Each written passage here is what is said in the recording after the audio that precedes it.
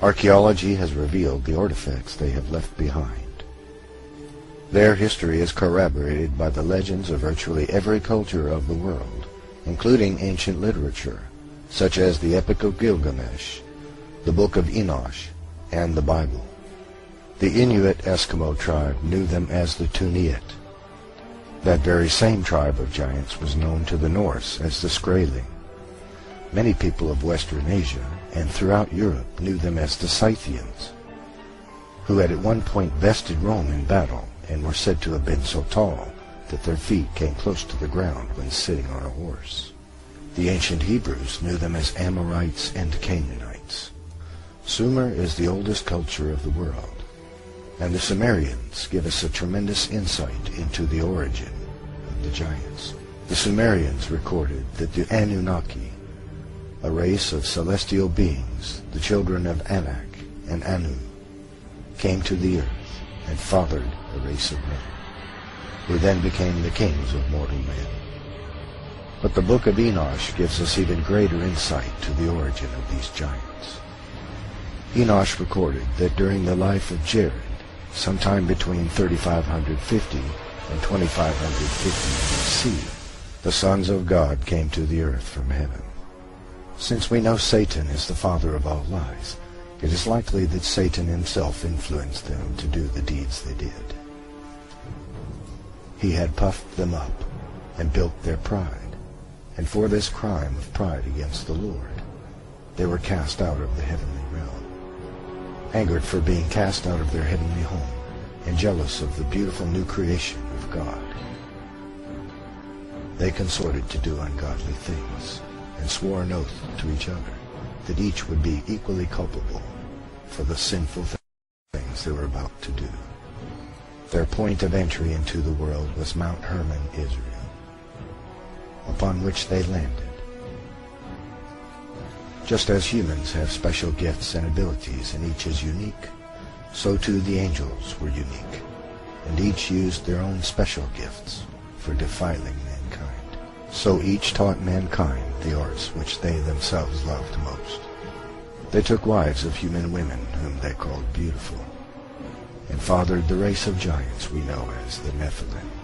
Azazel was a lover of metals, and taught men to make swords and knives and shields and breastplates, and made them known to the metals of the earth, and the art of working them, and bracelets and ornaments, and the use of antimony, and the beading of the eyelids, and all manner of costly stones, and the coloring of tinctures.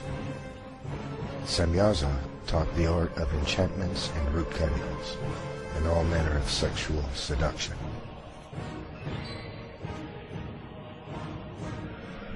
Amaros taught the art of sexual lust. Barakijal taught astrology. Kokabel taught the constellations.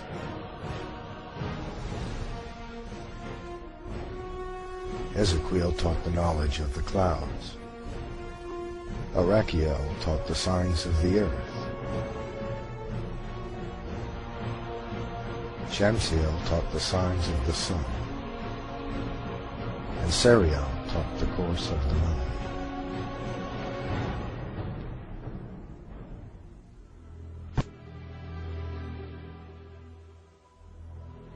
Not only did the angels sin against man, they sinned against animals as well.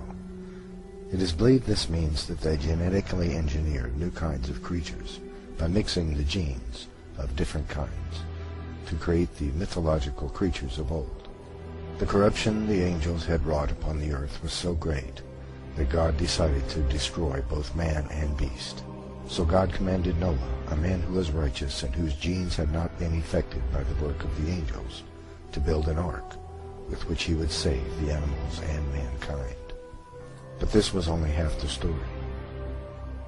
The angels came and did their dirty deeds again, and created a second race of giants that filled the earth.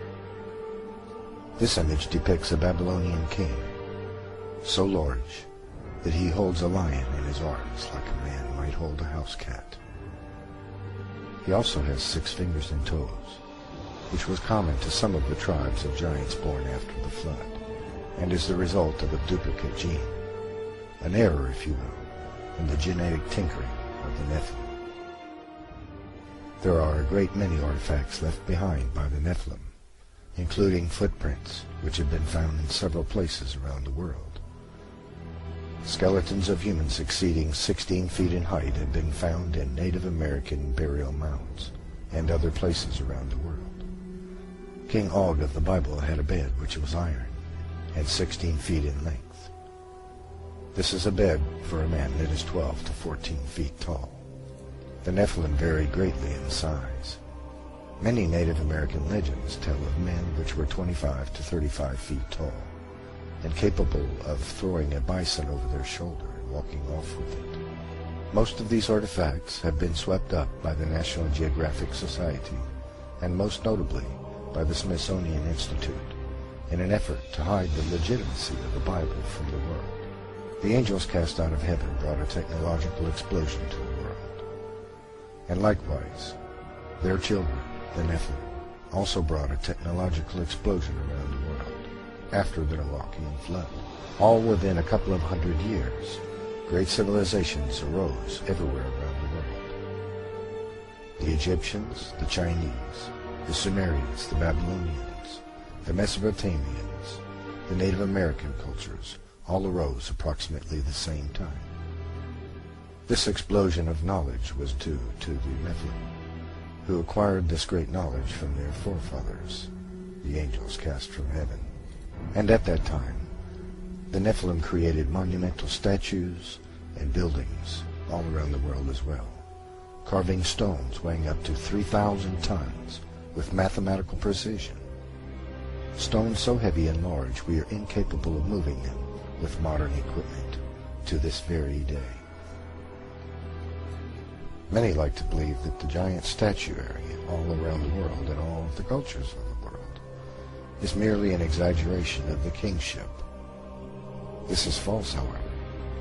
They are actual depictions of the true sizes of men. Native American statues, for example, often depict the angels which were cast from heaven. The same is true in Babylonia, Sumeria, Egypt, and other cultures. This modern example of a Native American totem pole depicts an angel cast from heaven, fathering a Nephilim child. This chart shows us the great size of ancient giants. At the far left we see a normal man of 6 feet height, and at the far right a man of 36 feet in height. It also shows us how common the various giants were in their height. For example, it was most common for a giant to be approximately 15 to 16 feet tall. The next most common was approximately 8.5 feet, and so on to 36 feet. There is becoming a general consensus amongst historians that the most common tribe of giants in the world were the Kurgan. This statue in Russia depicts a Kurgan warrior approximately 25 feet tall. The Kurgan were the largest tribe of giants in the world. They originated in southern Russia and encompassed the entire world. The Kurgan had been genetically traced around the world with haplogroup X1 and haplogroup X2 genes. During World War II, the Nazis attempted to recreate the Kurgan by genetic engineering. There were giants in the earth in those days and after that, as these Danish axe heads clearly demonstrate, for it would take a man at least 15 to 20 feet tall